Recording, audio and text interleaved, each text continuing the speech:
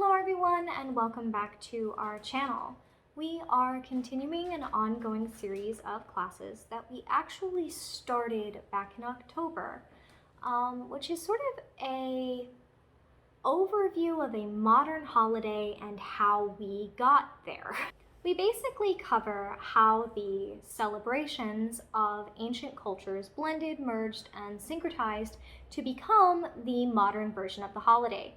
In October, we covered how Samhain and other holidays celebrated in the Germanic area blended together into All-Hallowtide and became modern Halloween. If you'd like to watch that series, you can go, I'm just going to point up. I don't know if it's going to be on this corner of the screen or that corner of the screen.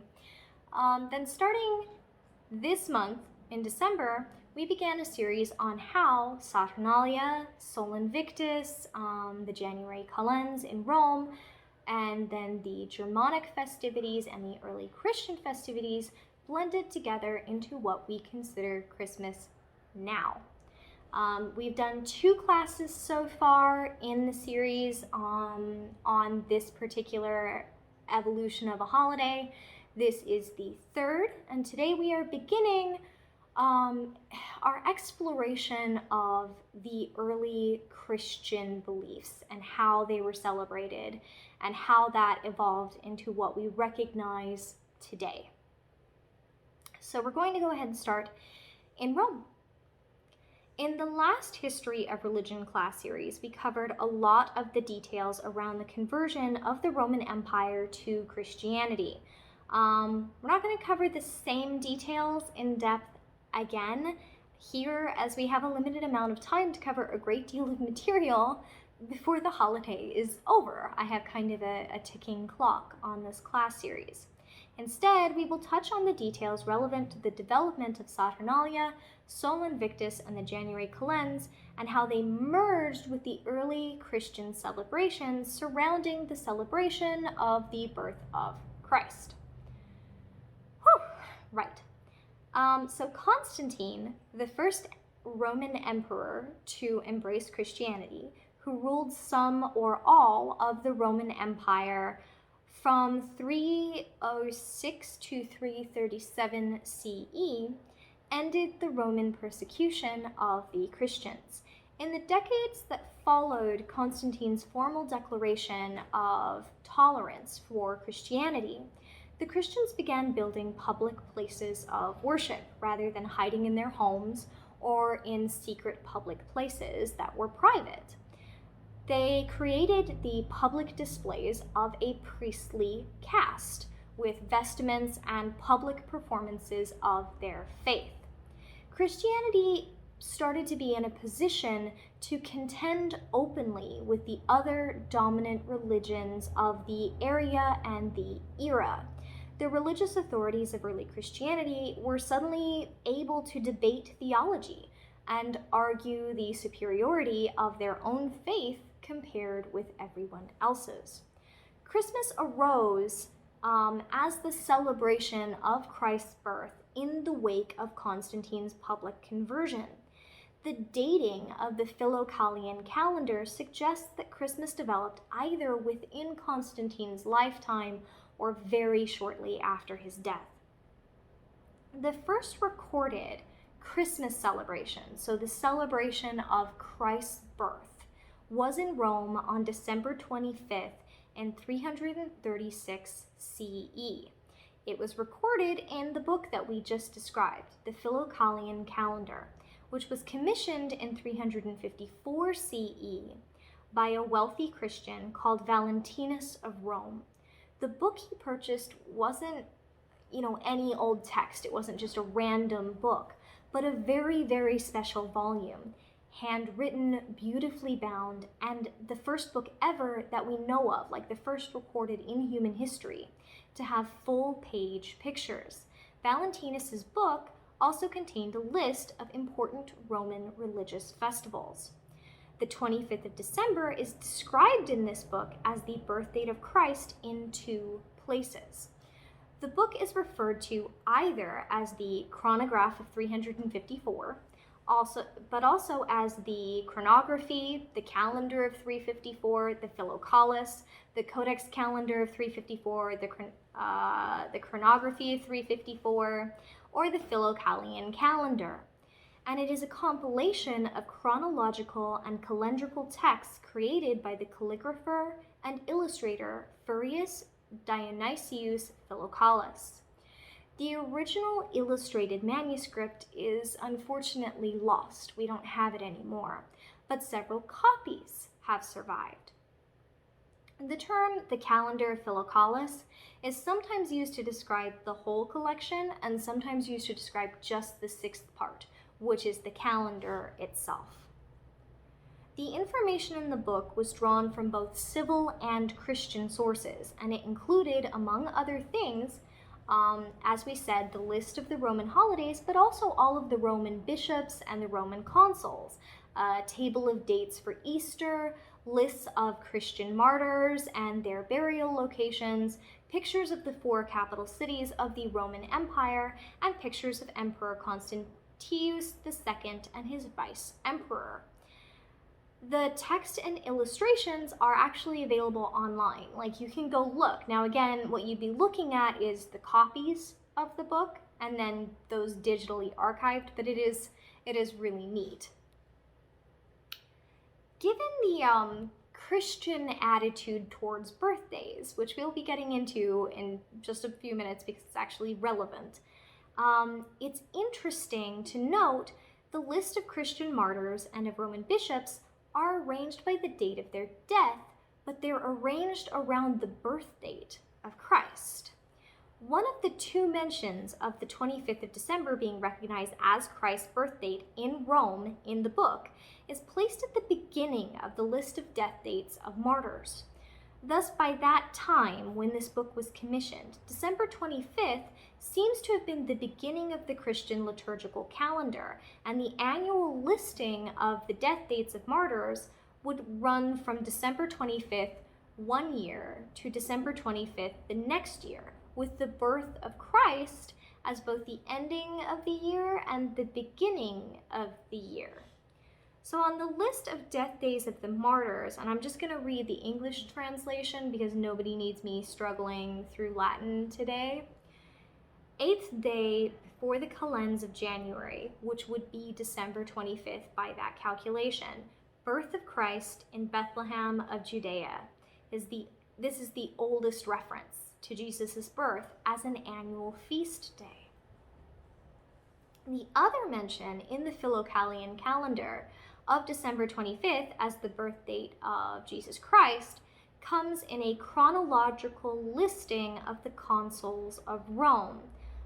So in part 8, list of Roman consuls from AD 344 to AD 1, when these, Cesare and Paulo, were consuls, Lord Jesus Christ was born 8 days before the calends of January, which again would be December 25th, on the day of Venus Moon 15.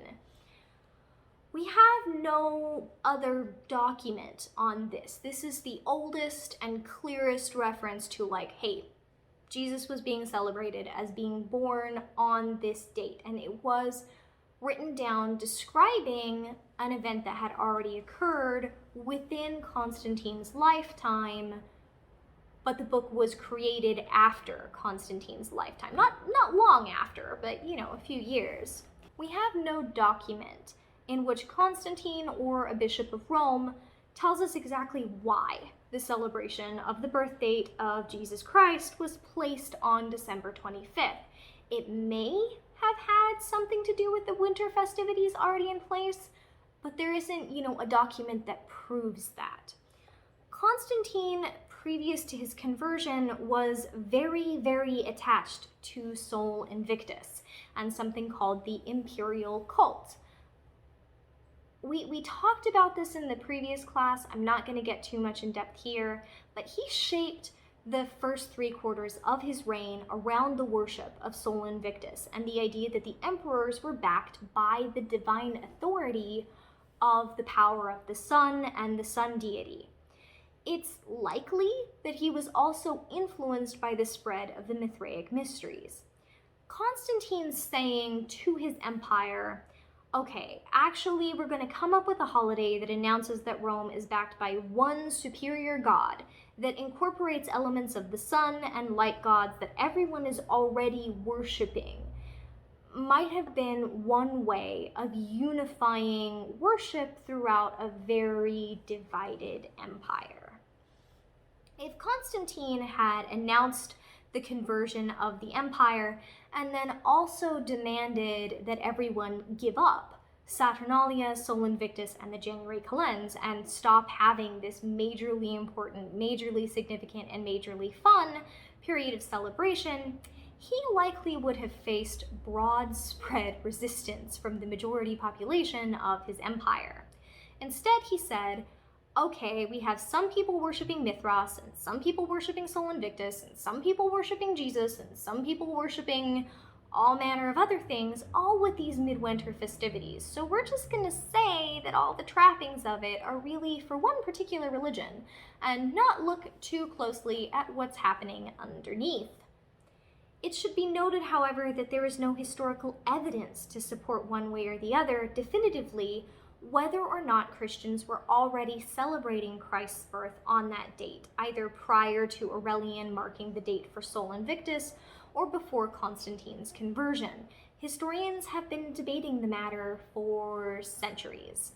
Christmas does not appear on the list of festivals given by the early Christian writers, including Irenaeus, also written as Irenaeus, who lived from circa 130 to circa 202 CE, a Greek bishop noted for his role in guiding and expanding Christian communities in what is now the south of France, and more widely known for the development of a lot of Christian theology. And Tertullian, the founder of Western theology, fully Quintus Septimius Florens Tertullianus, who lived from circa 153 to circa 240-ish CE, who was a prolific early Christian author from Carthage in the Roman province of Africa. You would think that these two people, who were essentially some of the most famous and most influential early Christian theologians, would have written down if what we think of as Christmas, the celebration of Christ's birth, was happening on December 25th in their lifetime, but they didn't make any mention of it. Origen of Alexandria, who lived from circa 184 to circa 253 CE, also known as Origen Adamantius, who was an early Christian scholar, ascetic, and theologian, and Arnobius of Sicca, unknown to around 330 CE, who was a Christian apologist of Berber origin, both actually found major fault in the pagans for celebrating birthdays, which suggests that Christ's birth would not have been celebrated or marked by early Christians, especially early Christians who were influenced by their teaching. Origen was so against birthdays that he made special note in his writings that Pharaoh and Herod had birthday celebrations, according to biblical accounts, but each of them had, quote, stained the festival of his birth by shedding human blood, end quote. On their birthdays, Pharaoh had ordered the killing of his chief baker, and Herod had agreed to behead John the Baptist. Origen concluded that, quote, not one from all the saints is found to have celebrated a festive day or a great feast on the day of his birth. No one is found to have had joy on the day of the birth of his son or daughter. Only sinners rejoice over this kind of birthday. He wrote that saints, quote, not only do not celebrate a festival of their birthdays, but, filled with the Holy Spirit, they curse that day. He referred to Jeremiah, who said, cursed be the day on which I was born, in Jeremiah 20:14, as well as similar statements attributed to both Job and David, Job 3:3-6 and Psalm 51:5. He also stated, quote, "The worthless man who loves things connected with birth keeps birthday festivals." So we have some very significant early Christian writers not mentioning what you would think would be something significant enough that they would mention it, and then we have other early Christian authors essentially being like, no, birthdays are bad and evil, and if you celebrate them, then you are bad and evil, and you should feel bad and evil. As both Origen and Arnobius wrote in the 3rd century, one would think that they would have documented if the Christians were celebrating Christ's birth at all on December 25th before 336 CE, when they began doing so in Rome after Constantine's conversion to Christianity. In the 3rd century, the date of the Nativity was a subject of great interest. Around 200 CE, Clement of Alexandria, fully Titus Flavius Clemens, circa 150 CE to 215 CE, a Christian theologian and philosopher who taught at the Catechetical School of Alexandria, wrote, quote, "There are those who have determined not only the year of our Lord's birth, but also the day, and they say that it took place in the 28th year of Augustus, and in the 25th day of the Egyptian month Pachon, which would be May 20th. Further, others say that he was born on the 24th or 25th of Farmuti, which would be April 20th or 21st. So prior to the first celebration in Rome in 336 CE, there is either no documentation or like an anti-sentiment against it, or documentation that Christians thought that the birth date might occur on certain dates, but those weren't on December 25th. There is an annotation of uncertain date added to a manuscript of a work by 12th century Syrian bishop Jacob bar Salibi. The scribe who added it wrote, quote, "It was a custom of the pagans to celebrate on the same 25th of December the birthday of the sun, at which they kindled lights in token of festivity. In these solemnities and revelries the Christians also took part. Accordingly, when the doctors of the church perceived that the Christians had a leaning to this festival, they took counsel and resolved that the true nativity should be solemnized on that day." So we have someone in the 12th century essentially saying, like, we picked it because everyone was already partying. In 1743 CE, the German Protestant Paul Ernst Jablonski argued that Christmas was placed on December 25th in order to correspond with the Roman solar holiday Dies Natalis Solis Invicti, and that this choice was a, quote, paganization that debased the true church. We have already discussed that the Romans would not have been considered pagan at that time. It has also been argued that, on the contrary, the aforementioned Aurelian, who in 270 CE created the official holiday of the Dies Natalis Solis Invicti, did so as an attempt to give Roman dominance and claim over the holiday already celebrated by the Christians in Rome. The Reverend Dr. Thomas J. Talley, professor of liturgics at the General Theological Seminary in New York, which is an Episcopal seminary, believes that Aurelian placed the festival of Sol Invictus on December 25th in order to compete with the growing rate of the Christian church, which had already been celebrating Christmas on that date first. Now, I just want to say there's no evidence to support this position. I'm aware that it is the position held by several Christian seminaries. There isn't actually any textual historic reference to back this up. I'm not saying it's not true because, again, I wasn't there, and the lack of proof does not denote a lack of fact. We can just only say, hey, there's no evidence. Some historians instead insist that the two holidays were not related either way. Modern scholar S.E. Hijmans states that, quote, "While they were aware that pagans called this day the birthday of Sol Invictus, this did not concern them, and it did not play any role in their choice of date for Christmas."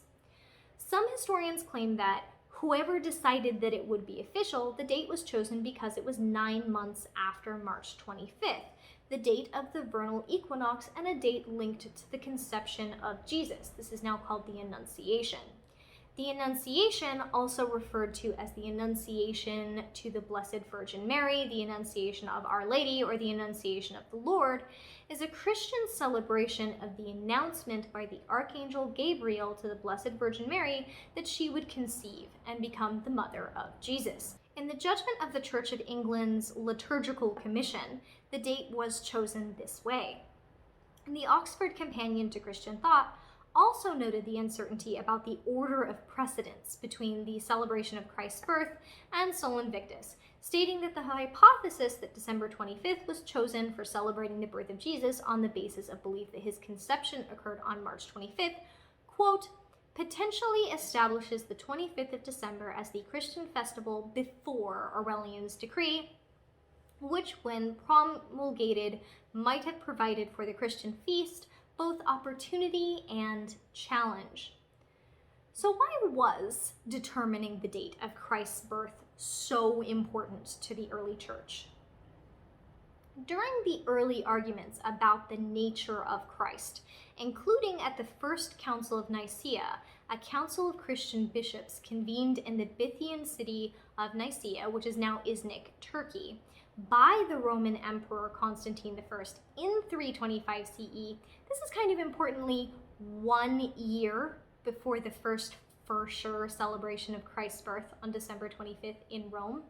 One of the major arguments was about whether or not Jesus was a man or a divine being. The majority of the early church theologians rejected claims that Jesus was a god who only appeared to be human, as well as claims that Jesus was a human who did not become divine until his baptism. We're actually going to get more into these arguments later when we discuss the true history of St. Nicholas, because there was a fist fight involved and St. Nicholas of Myra got thrown in prison, but that's for later. So it made sense not only for Constantine to unify his empire with a single celebration that everyone could engage with, but also for the early Christians to emphasize the idea that Jesus was divine, either at conception or directly after birth. Something you might be familiar with from sort of Christian theology is the statement, the Word became flesh and dwelt amongst us. So the early Christians went from vilifying the celebration of birthdays or ignoring them and only making note of death dates in general to suddenly honoring the birth date of Jesus because it matched the narrative that Jesus was born divine. Anyway, there are some arguments that Sol Invictus was not chosen as the date for the celebration of Christ's birth just due to Constantine's previous association with Sol Invictus or the chance of unifying the empire, but because some early Christians associated Jesus himself with the sun. Early Christians did use solar symbolism to spread the worship of Christ, but at the same time they struggled and competed against the worship of sun deities and light deities, including the Mithraic mysteries. In a series of Christian sermons given by Leo I, who is also called Leo the Great, who lived from circa 400 CE to the 10th of November 461 CE, who was one of the most significant early Roman pontiffs, and who lived about a century after the beginning of Christmas. He was Pope from 440 CE to 461 CE. Pope Leo thought it was very appropriate to celebrate the birthday of Christ, the, quote, light of the world, on the winter solstice. Quote, this nativity, which is to be adored in heaven and on earth, is suggested to us by no day more than this, and by the new light even now shining in its beginning. However, even Pope Leo acknowledged that there was competition between various deities associated with the sun. He complained in his writings that some Christians bowed to the rising sun before entering the basilica, and he was full of grief and vexation at such a remnant of old superstition. Now, I find this very interesting because this is a person who lived about a century after the very first recorded celebration of Christmas, Christ's birthday, being celebrated in Rome. And he's complaining that the people are still bowing to the sun before they come in to bow to Christ. So a century later, we're still seeing the syncretization of a worship of the sun or of a solar deity and the worship of Jesus on December 25th because a pope is kvetching about it. Anyway, whatever led to the compromise and the blending of the holidays. In early Christendom, the midwinter festivities were deeply rooted in the popular culture, both in observance of the winter solstice and in celebration of the period in the agricultural year. In return for ensuring massive observance of Christ's birth on that particular date, the church basically turned a blind eye and continued to allow the holiday to be celebrated more or less the way that it always had been. It should be noted that part of the Eastern Christian churches celebrate Christmas on December 25th of the older Julian calendar, which currently corresponds to January 7th in the Gregorian calendar. And this Julian versus Gregorian thing influences a lot of holidays and when they're celebrated. We actually created a calendar for our patrons that kept track of when everything is celebrated that we cover through the course of this class because it's complicated. Right, moving right along. Over the course of writing this class series, I did an enormous amount of reading. I essentially spent the latter half of November buried in texts on the history of Christmas, the history of Yule, the history of Saturnalia, some of which were written by Christian theologians, some of which were written by modern pantheistic reconstructionists, some of which were written by historians. So I did a lot of reading. If you want those sources, let me know. I'm always happy to send them to you. But I encountered something a little interesting over and over and over again regarding the nativity story. It is a common claim among modern neo-pagans and modern heathens and modern pantheistic reconstructionists to claim that the entirety of the nativity story was stolen from other non-Christian religions that predated Christianity. However, some of these claims often lack any documentation or indeed any historic veracity. I decided rather than calling out like literally every example of this I came across, which would be an enormous list, to call out the most egregious example of this that I could find. Now, this most egregious example of this is cited as evidence by a bunch of other neo-pagans and witches and sort of the modern pagan pantheist movement. They essentially point at this person's work and say, see, this is evidence that every aspect of the nativity story was stolen from these older religions.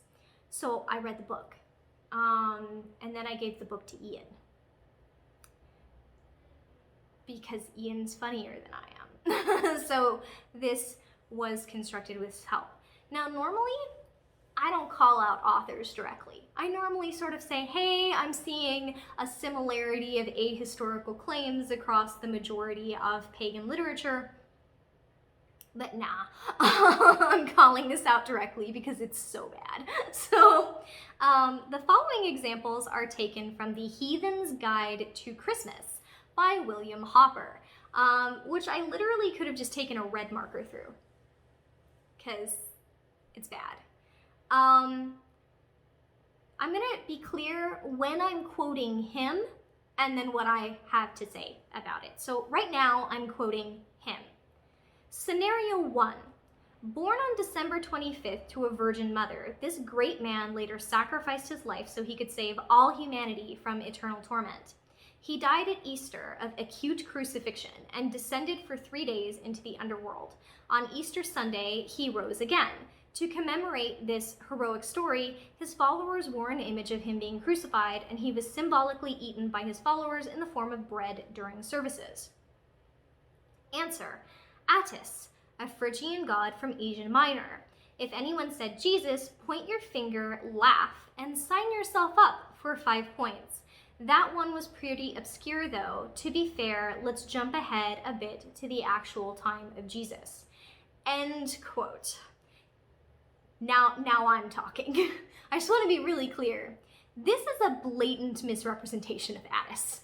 Attis was born of the water nymph Nana, who may or may not have been a virgin. This is not accounted for in any surviving source. And Sibyl Agdistis, the hermaphroditic primary deity of that pantheon. The impregnation occurred by the median of an almond tree grown from the severed phallus and testes of Agdistis, which is not particularly similar to the story of the Immaculate Conception.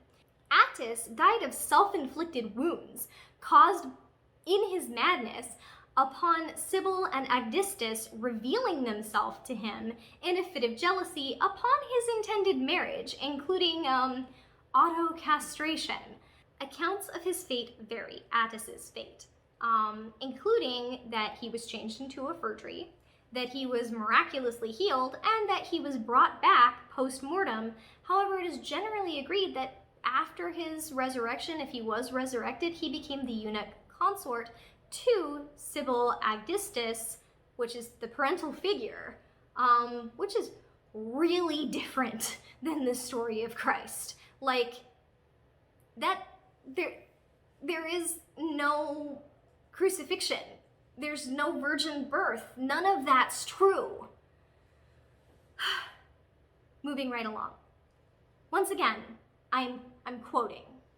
This is not me. This is this work that I am kind of ripping apart publicly on our channel. Scenario 2. He was worshipped in Jerusalem in the 1st century. He was the Son of God. The Creator made his mother pregnant through mystic means, and his flesh and blood were symbolically eaten in the form of bread and wine by his devotees to celebrate his birth on December 25th. The guy's into healing, saving your soul, and eternal love. Oh, and a star appeared above when he was born. Don't forget to mention the star. Answer: Dionysus, the son of Zeus. Dionysian worship was really big in Rome and all the territories that Rome controlled, including Israel or Judea. End quote. Well, this is a rather disingenuous comparison. To refer to Dionysus as the son of God is to ignore literally every other child of Zeus who should be granted equal status by that criterion. And to say that the Creator made his mother pregnant through mystic means is equally misleading because Zeus was going around making everybody pregnant. Zeus was not considered the creator deity of that pantheon. And just because a god is having sex with you does not necessarily lead to that being considered a mystical birth.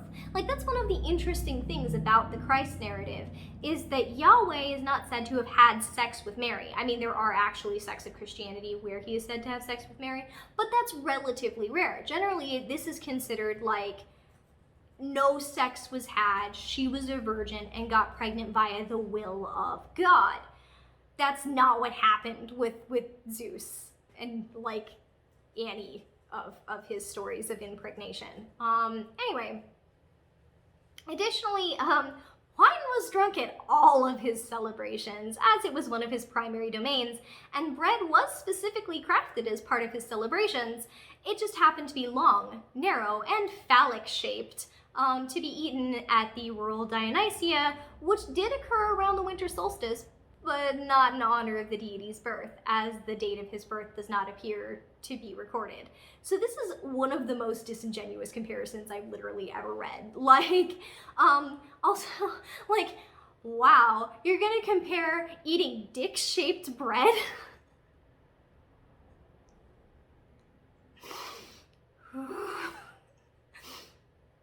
Moving right along to, again, quoting this book. Scenario 3. A savior god called the Lord of Lords, the King of Kings, and the God of Gods. He is the resurrection and the life, the good shepherd, yada yada, you get the idea. 3 wise men announced his birth. His followers ate cakes of wheat that symbolized his body, and he was worshipped in Judea in the 1st century AD. Answer. That one's Osiris, the Egyptian god who was chopped into 14 pieces as a sacrifice for all humanity. The difference between his lore and Jesus's is that when Osiris came back from the dead, when Isis helped him out, she couldn't or wouldn't find his penis. For this reason, Osiris is generally portrayed as neutered. Rome had accepted Osiris into the Hall of the Gods by the time of Jesus, and Osiris's worship was an accepted practice under Rome's Hellenism. Hellenism, by the way, was kind of a syncretic mishmash of all the gods into one religion. Syncretic, by the way, is just one big word for mishmash. No, it isn't, but fine. Again, back to ripping this apart instead of quoting it. In point of fact, none of those epithets were specifically used for Osiris, although there were some similar epithets such as Lord of All or the Great One that were used instead. That's not uncommon. There are a lot of gods that had epithets that essentially referred to them as being the Lord of all things or the greatest god. Playing our god is bigger than your god is like one of the oldest games in religion in the world. Everybody describes a god as like the biggest or greatest in their pantheon at some point or another. The claim that Osiris was announced by 3 wise men first requires a questionable identification of Osiris with Orion.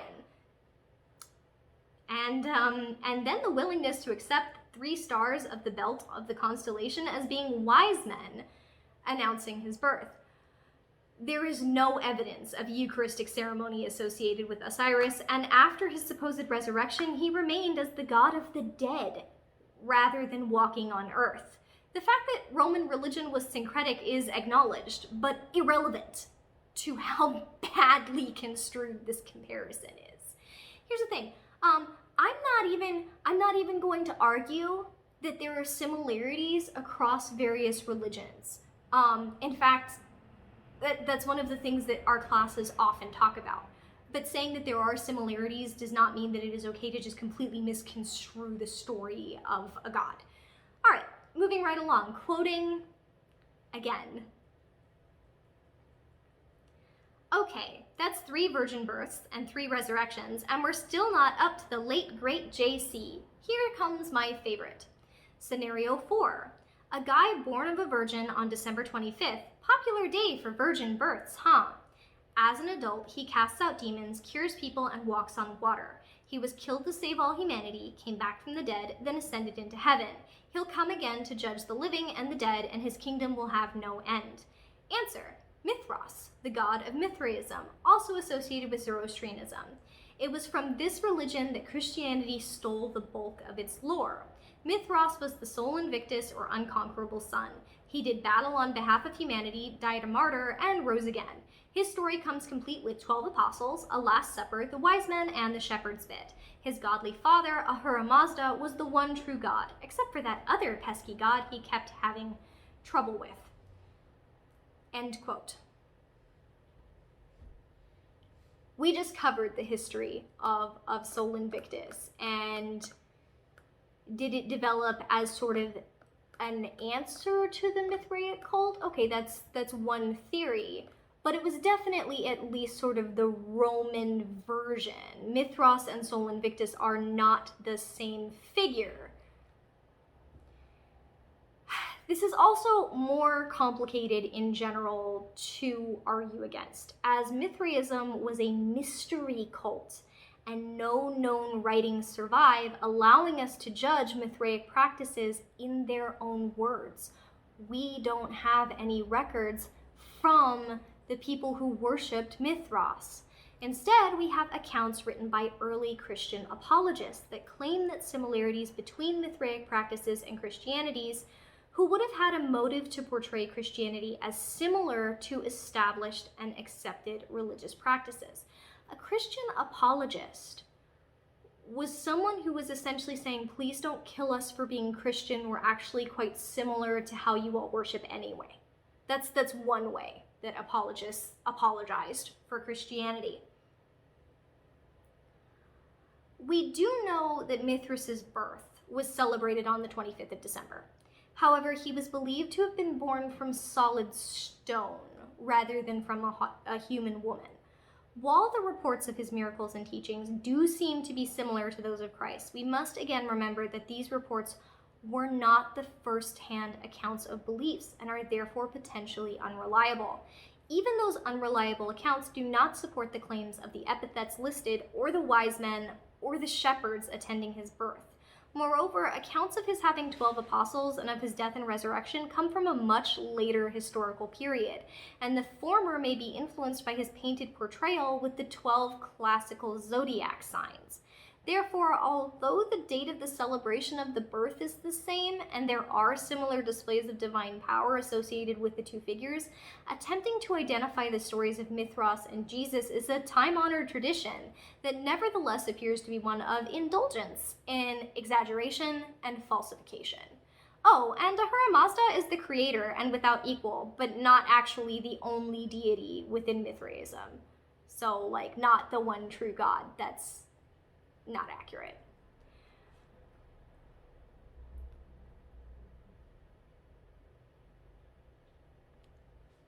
I'm having trouble even dealing with my rage, and if I had to ask Ian with help breaking down everything that was wrong with that book, because I just wanted to like, Here's the thing. I study how religions evolve and blend over time by reading the accounts of the actual people. But there's this thing that occurs that lately Ian and I have been referring to as theologian telephone. Basically, a theologian says such and such happened, and then everybody starts quoting the theologian who said such and such happened. And it gets to the point where later books then quote all of those books and say, look, the overwhelming amount of evidence says that such and such happened. But it really started with this one theologian making a claim with no proof.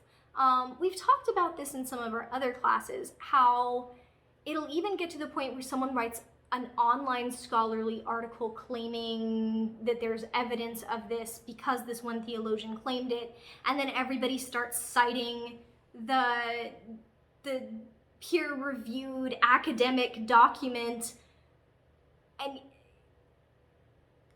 it becomes a mess. Maybe I should get Ian on here to explain some of the more egregious examples of this that I've seen. While I was constructing this class and I was writing up about the calendar that is the first documented time of Christmas being celebrated on December 25th in the Roman Empire, there was a person who not only repeatedly misspelled the name of the person who commissioned the Filicalian calendar, but they also misquoted what it said and when it said it. This person actually claimed that the reference was on a list of Roman holidays within the Filicalian calendar, and it wasn't. And then misquoted the reference. Basically said that it said something that it didn't. But this went into a published book. Like, this got published. And so then when I was doing my own research to construct this class, I found this misquote and this misportrayal of where it appears in the document and the misspelling of the person's name who commissioned the document over and over and over and over again. And then those books would just point at this book and say, well, this is my source. And you would think, okay, well, it's a published book. It had fact checkers, it had editors. Certainly they wouldn't misquote something that you can literally look up on the internet and read right now. But they did. And you get theologian telephone.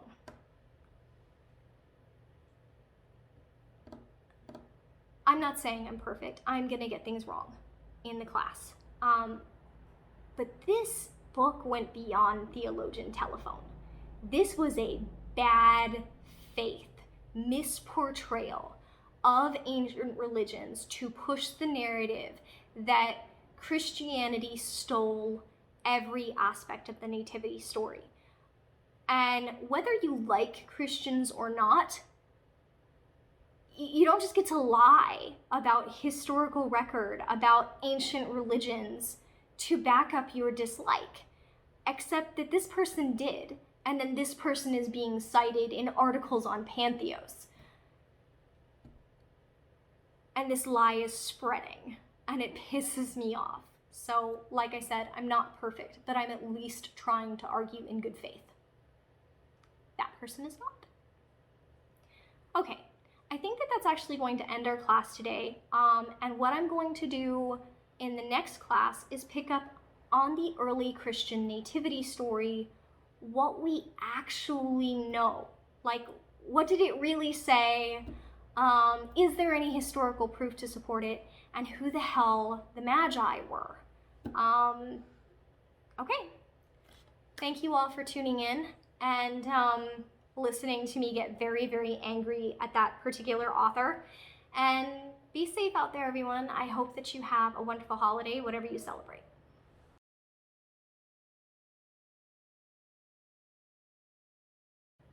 Hi everyone, Ian here, because I absolutely know someone is going to say, but what about the Mithras liturgy? Isn't that a first-hand account? And the answer is maybe, but probably not. It is a 4th century Egyptian magical papyrus that we don't have anything to check the content against, but was likely not a first-hand written account of actual Mithraic practices. What we have are like the oath and catechism that you were expected to swear to and adhere to and to not tell anyone anything else. We have second-hand accounts of like, this is what we've observed. And we have archaeological finds, including a whole bunch of graffiti, because a lot of the Mithraic ritual sites were whitewashed, and underneath the whitewashing, they had lots of graffiti, some of which appears to have related to their rites. But it's not really accurate to call the Mithras liturgy a first-person account.